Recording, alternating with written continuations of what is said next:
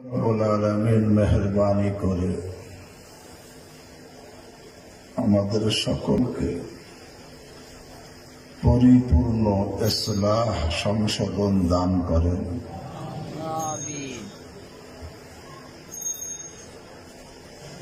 ইসলাহ আমার আপনার সকলের জন্য জরুরি।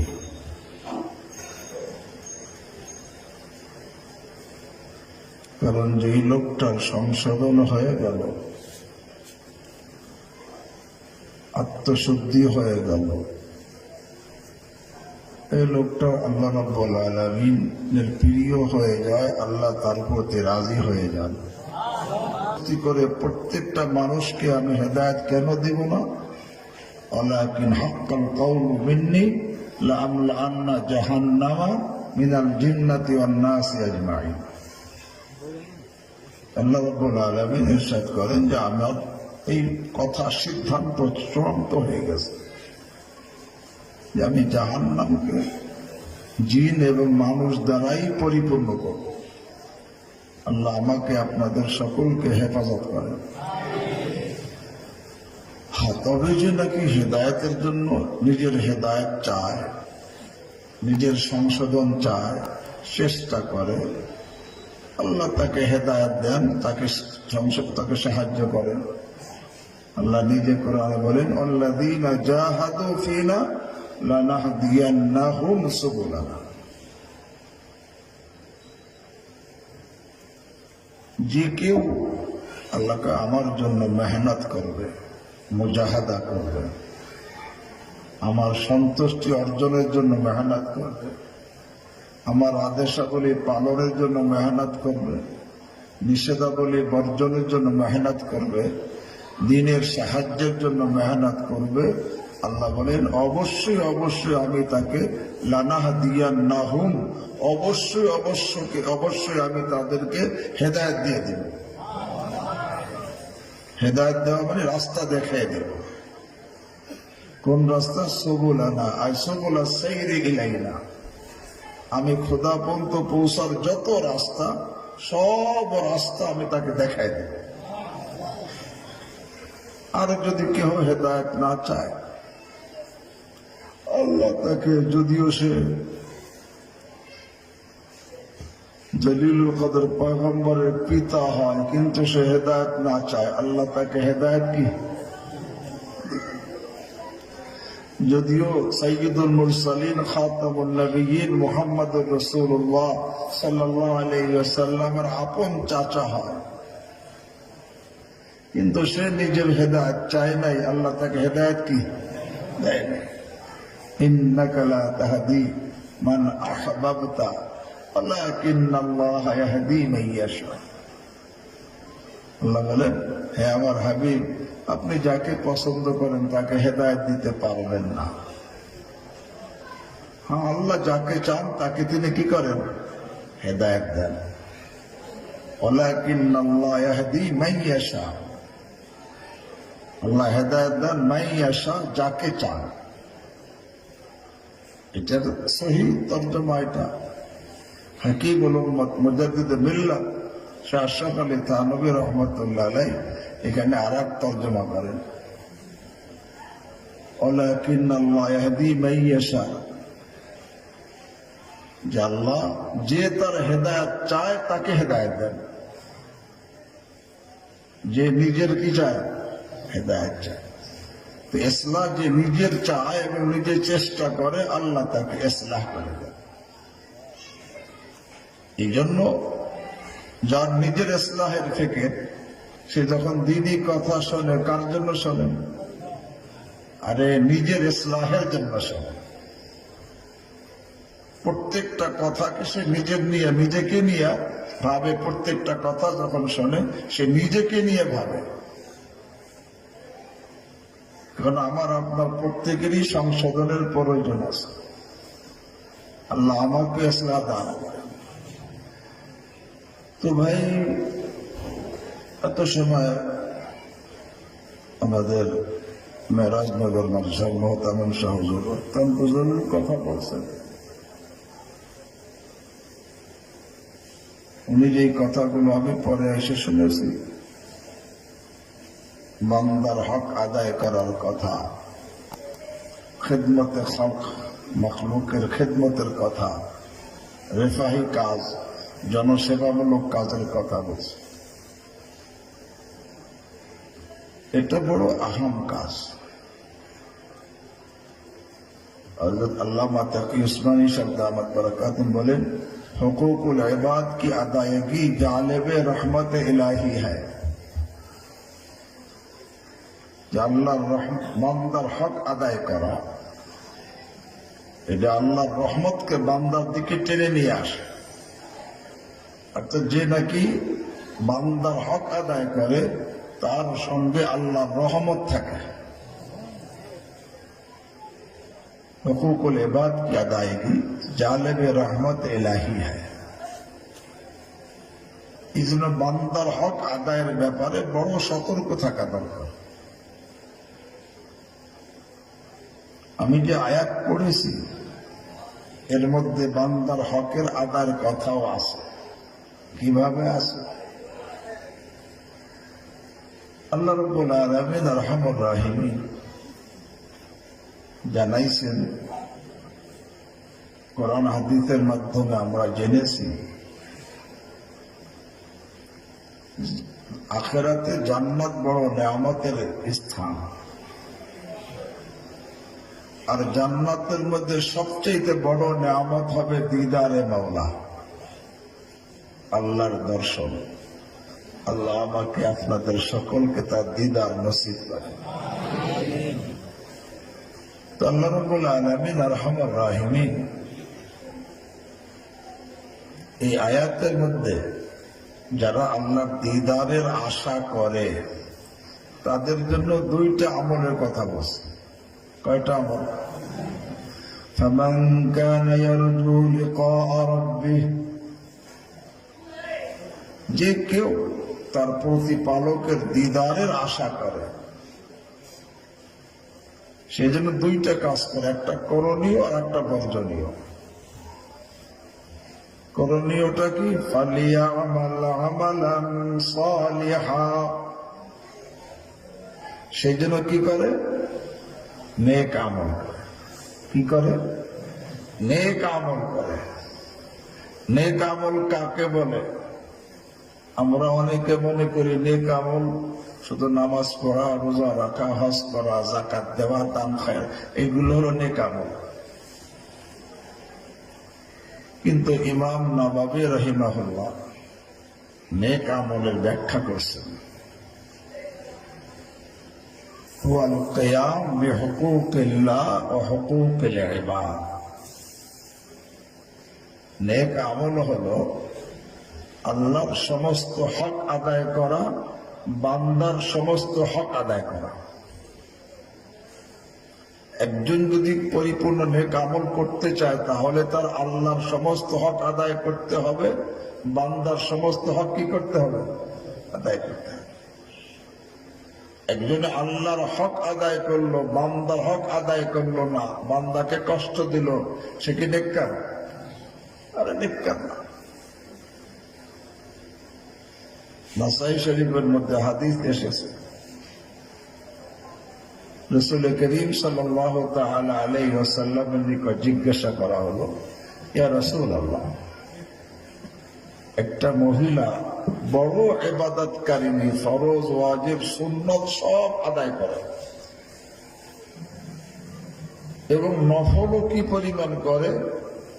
প্রত্যেক দিন সে রোজা রাখে, একদিনও রোজা ছাড়ে না, নফল রোজা, আর সারা রাত নফল নামাজ পড়ে। তো কি পরিমাণ সে আল্লাহর হক আদায় করতেছে?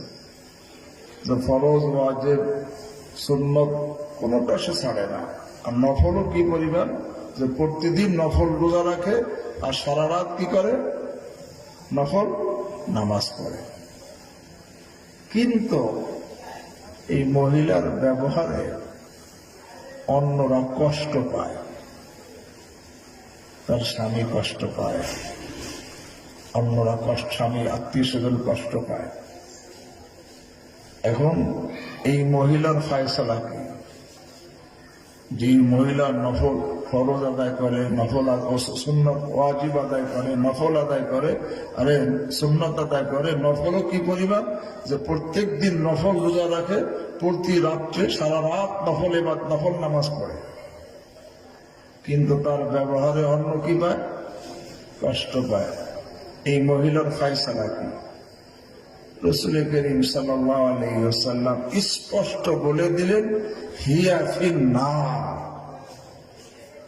এই মহিলা কি হবে? জাহান্নামী হবে। এই মহিলাকে নেককার হতে পারছে? অথচ ফরজ নামাজ, ফরজ আদায় করতেছে, ওয়াজিব আদায় করতেছে, সুন্নত আদায় করতেছে, নফলও কি পরিমাণ যে সারাদিন প্রত্যেক দিন রোজা রাখে আর প্রতি রাত্রে সারা রাত নফল নামাজ পড়ে, কিন্তু তার ব্যবহারে অন্য কি পায়?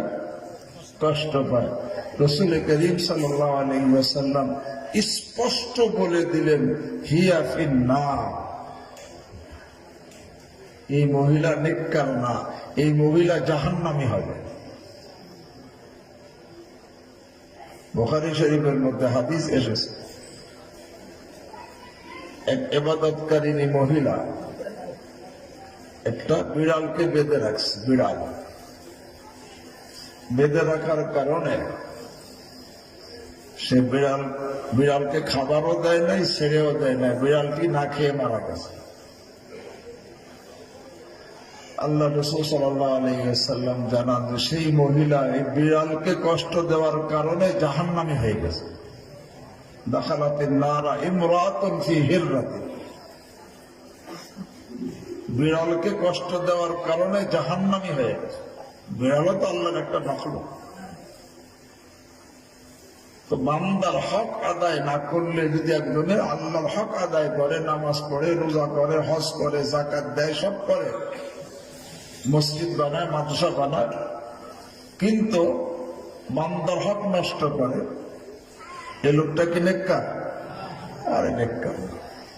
নেককার হতে হলে আরে আল্লাহর হকও যেমনি ভাবে আদায় করতে হবে, বান্দার হকও তেমনি ভাবে কি আদায় করতে হবে। বাপ মার হক আদায় করতে হবে, আত্মীয়দের হক আদায় করতে হবে, গরিব মিসকিন এতিমের হক আদায় করতে হবে, প্রতিবেশীর হক আদায় করতে হবে, সাথীর হক আদায় করতে হবে, অধীনস্থ কর্মচারীদের হক আদায় করতে হবে। কোরআন আল্লাহ বলে দিয়েছেন, আউযু বিল্লাহি মিনাশ শাইতানির রাজীম, ওয়া বিল ওয়ালিদাইনি ইহসানা ওয়া বিযিল কুরবা ওয়াল ইয়াতামা ওয়াল মাসাকিন ওয়াল জারি যিল কুরবা ওয়াল জারিল জুনুব الصاحب بالجنب وابن السبيل وما ملكت ايمانكم। এখানে সব আল্লাহ বান্দার হকের কথা বলছে, বাপ মার হকের, পিতা মাতার হকের কথা বলছে, আত্মীয়দের হকের কথা বলছে, আরে গরিবদের এতিমদের হকের কথা বলছে, গরিবদের হকের কথা বলছে, প্রতিবেশীদের হকের কথা বলছে, আরে সাথীর হকের কথা বলছে, পথিকের হকের কথা বলছে, অধীনস্থদের হকের কথা বলছে। কে বলছেন? কোরআনের আয়াত। অবিল ওয়ালিদাইনি ইহসানা, পিতামাতার কথা, অবিদিল কুরবা, আত্মীয়দের কথা, ওয়াল ইয়াতামা, এতিমদের কথা, ওয়াল মাসাকিন, আরে গরিব মিসকিনদের কথা, ওয়াল জারি যিল কুরবা ওয়াল জারিল জুনুব, প্রতিবেশীদের কথা, আস-সাহিব বিল জাম, সাথীর কথা, ইবনিস সাবিল, পথিকের কথা, ওমা মালাকাত আইমানুকুম, অধীনস্থদের কথা। এই সকলের হক আদায় করার হুকুম দিয়েছেন কে? আল্লাহ। একজন লোকের নেককার হওয়ার জন্য যেমনি ভাবে আল্লাহর হক আদায় করা জরুরি, তেমনি ভাবে বান্দার হকও আদায় করা কি জরুরি। ভাই, কারো বান্দার হক যেন নষ্ট না হয়। বরং তো একজন লোক ফরজ, ওয়াজিব, সুন্নতে মুআক্কাদা আদায় করে, আর বেশি পারে না, সুযোগ পায় না, কিন্তু বান্দার হক পরিপূর্ণভাবে কি করে? আদায় করে। এই লোকটা কিন্তু আল্লাহ নেককার, এই লোকটা আল্লাহর প্রিয় বান্দা।